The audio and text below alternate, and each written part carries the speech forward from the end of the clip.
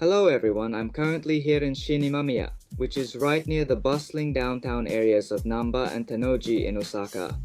This place used to have an 8-story facility called Festival Gate, which combined an amusement park and commercial facilities. For those of you living in the Kanto region, to give you an idea, it's like Tokyo. I think the closest comparison would be Dome City. Festival Gate has sunk to the bottom of the sea. It was designed with the image of the 5 major cities in mind. The main attraction at the amusement park was definitely the Delphi's Dark Coaster, a roller coaster about 750 meters long, with a maximum incline of about 50 degrees and a top speed of 100 kilometers per hour. The coaster's track ran through the building and even extended outside, giving the structure a unique appearance. In addition, each floor of the newly built building was filled with various attractions, including thrill rides, a merry-go-round, and shooting games. Commercial facility. Now, there were also many restaurants, accessory shops, and game centers in the building, and amazingly, there was even a movie theater on the 7th floor. The location had excellent transportation access. Shin-Imamiya Station on the Loop Line and Nankai Electric Railway, and Shin-Imamiya Station on the Hankai Tramway. You could use a total of 5 lines, including Dobutsuenmei Station on the Osaka Metro Midosuji Line and Sakai Suji Line. Moreover, it's located in Osaka's downtown area. It's a place you can reach quickly from Tennoji or Namba, and even from Umeda, it only takes about 20 minutes to get there. As an urban-style amusement park and commercial facility, when it first opened in 1997, it was very popular, but why was it forced to close after just 10 years? This time we'll look into that. We'll talk about the origins of Festival Gate and what little still remains today. I'm thinking of going to see the remnants of Festival Gate, and then I'll be presenting this video in this kind of vibrant style. I'll also do what I can regarding the words that appear in the video. As much as possible, I use easy to understand words and avoid using numbers that make it hard to grasp the scale, but there may be some cases where that's unavoidable, so please understand in advance. On this channel, I hope you'll continue to enjoy the content. I'll be making lots of videos you can enjoy, so please be sure to subscribe to the channel.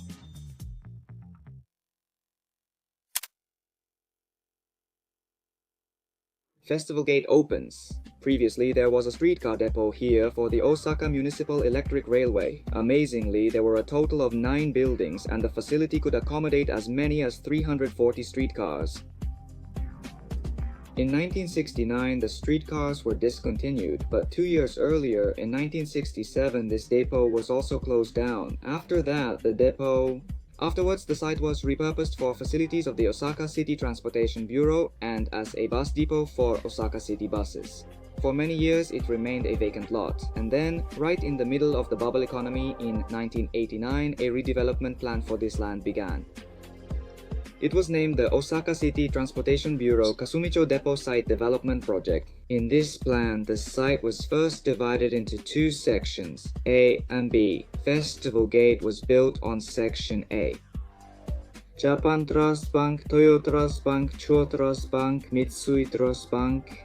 According to, construction began as a major project with a total project cost of about 393 yen as a joint venture. The development of this vast land, which had been left unused for many years in a location with good access, was highly anticipated. After that, in March 1993, construction of Festival Gate began. This project was carried out using the land trust method, and the initial trust period was set until March 2020. Let me briefly explain the land trust method here. This method is where the landowner entrusts the land to a trust bank for management and receives trust beneficiary rights based on sales and other factors. The ownership of the land is temporarily transferred to the trust bank, but it returns to the owner after the trust period ends. The trust bank raises funds, constructs rental buildings, and manages leasing, building maintenance, and rental operations. Let's apply this to the current case. Here's the landowner. Osaka City is Nippon Trust Bank, Toyo Trust Bank, and Chuo Trust Bank. The land is entrusted to the 4 trust banks, including Mitsui Trust Bank, for management.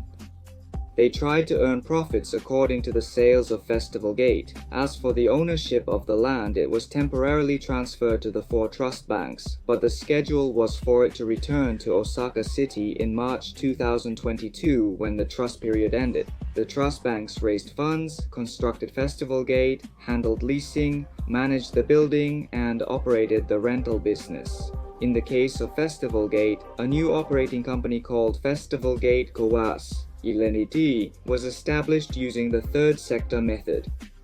The production of the facility itself was handled by companies like Yokohama Cosmo World and Hirakata Park. A company specializing in constructing the Tempozan Ferris wheel and developing the recently popular Minato Mirai ropeway took on the project. Festival Gate was modeled after Horton Plaza in San Diego, America. Taking inspiration from commercial facilities, it was a commercial zone centered around amusement facilities like theme parks. By adding restaurants, movie theaters, and other facilities, they made it a complex to attract more repeat visitors. Ironically, it seems that even this Horton Plaza, which had such ambitions, is now seeing more vacant tenants, and there are plans to revitalize it with a focus on offices. As I mentioned at the beginning of the video, the building was designed with the image of an ancient city that had sunk to the bottom of the sea. The exterior is different from the streets around Shin-Imamiya station. It seems that they tried to make it blend in naturally without feeling out of place. Certainly, the building itself had calm colors, but since a roller coaster ran right through the building, it was a relatively flashy structure and definitely stood out. Although it was a small-scale amusement park, it was designed with a maze-like layout to make it feel larger than it actually was, and it was lit up in the evening. The main attraction made use of the height difference of the building introduced at the beginning. It was a roller coaster, but there were also many other thrill rides that made use of the building's height. It repeatedly swings like a pendulum and does somersaults. There was a ride called Chronosu, and it moved violently up and down. There were also attractions like Laos setup. Also, usually you ride horses on a merry-go-round, but at Festival Gate, the merry-go-round was themed after an ancient underwater city, so you would ride sea creatures like dolphins instead. It seems it was a merry-go-round. The business hours were retail stores from 10 ante meridium to 8 post meridium, restaurants from 10 ante meridium to 11 post meridium, and the amusement park from 10 ante meridium to 10 post meridium. You could see things like the roller coaster from outside. You could also enjoy the night view of Osaka from the attractions. Festival Gate opened on July 18, 1997, carrying high expectations. To add, Festival Gate opened, but next to it, a hot spring facility called Spa World was built.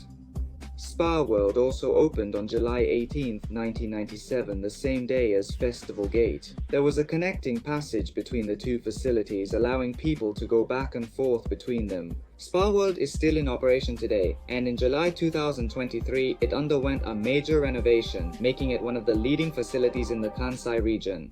It has become a hot spring facility.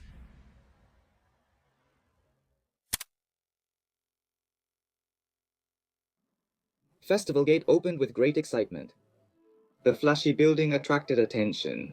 Admission to the facility itself was free, so people could easily visit.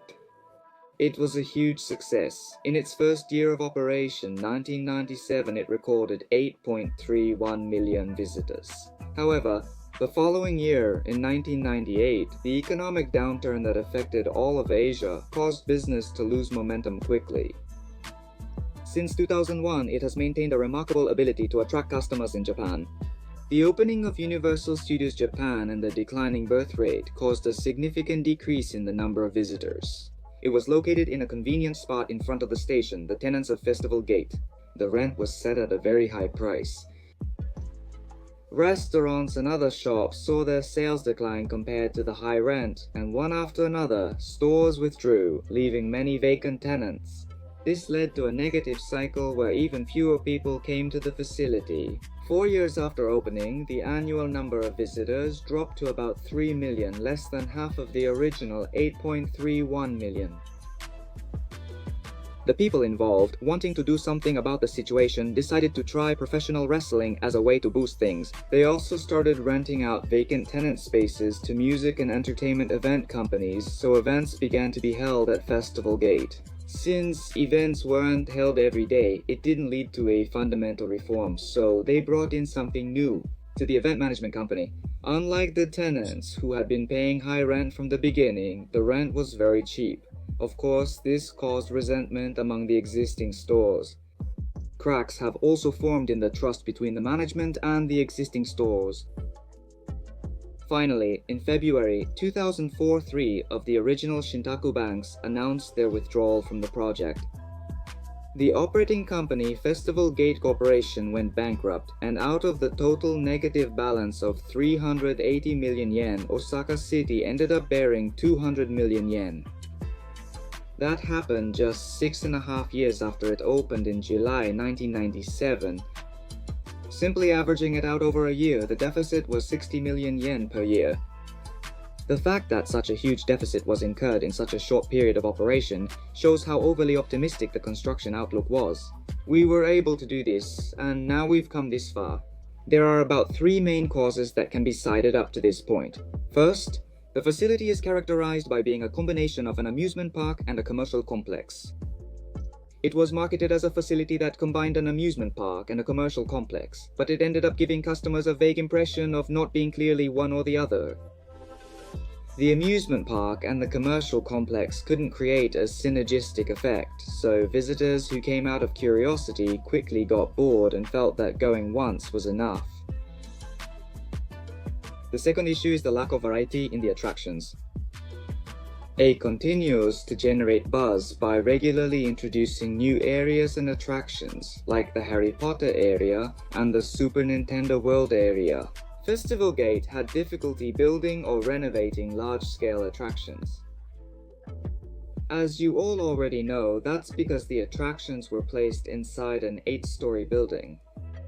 Even the main roller coaster ran through the building, so renovating it would have cost a lot of money. Because of that, they couldn't create new attractions to draw attention, and Festival Gate gradually faded into obscurity. The third reason is security costs. This area is called Nishinari, which is known as the largest slum in Japan, because it was located right next to an area called Shinsekai, which is very close to Nishinari. That's why, no matter what, they had no choice but to station many security guards both inside and outside the building to prevent it from becoming a gathering place for homeless people and day laborers.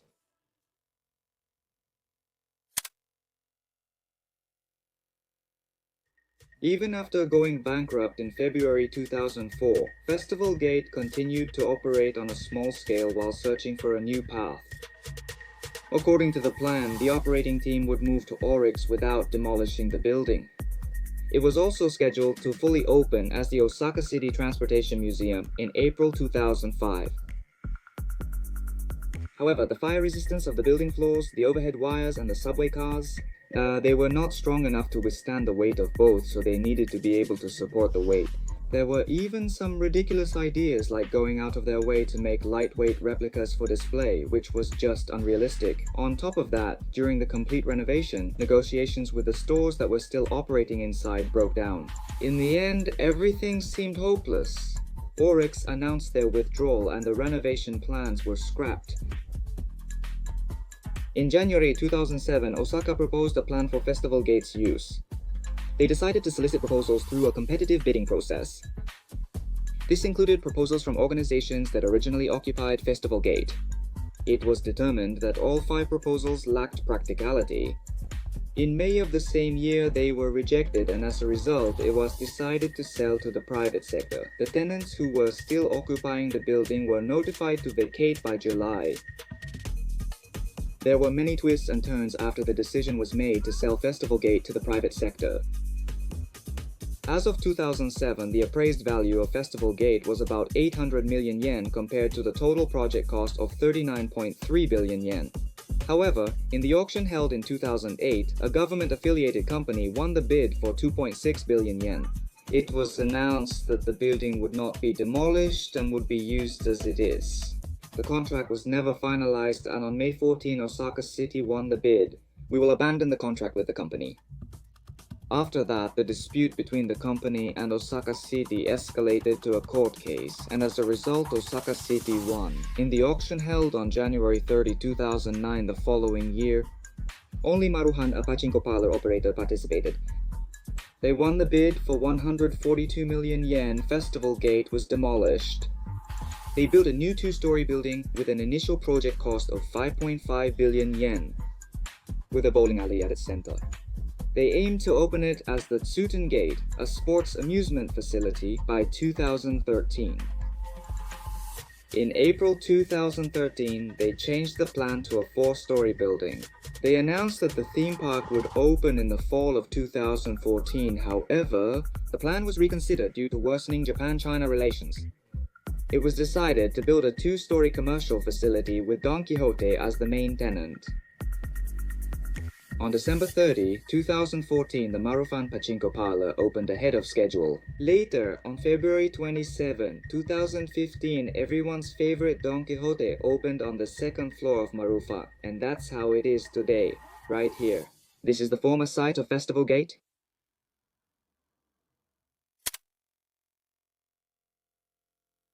As I mentioned earlier, Maruhan and Don Quixote now stand on the former site of Festival Gate, and there are hardly any traces left of the amusement park that used to be here. This time, I'd like to introduce 4 small remnants of Festival Gate that still remain. First, Exit 5 of Osaka Metro Dobutsuenmai Station. This Exit 5 was developed as a direct exit to Festival Gate. You can see from the wide stairs and other features that it was designed to accommodate a large number of people. Let's compare it to when Festival Gate was still here. So, it looks like this. The wall design has changed a lot, but other than that, not much has changed. It's still being used as it was. And then the second one is located on the 1st floor of Maruhan. It's a family mart. Just looking at it, there's nothing unusual about it. It's a family mart, but if you go a little further from here, there's a family mart sign on the other side of the building. In fact, Festival Gate was located here. Back in the day, there was a Sunkus here, which has now been merged into Family Mart. There's no groundbreaking information, but you can guess that they've intentionally left the sign here as a remnant. The third one is near the Family Mart sign.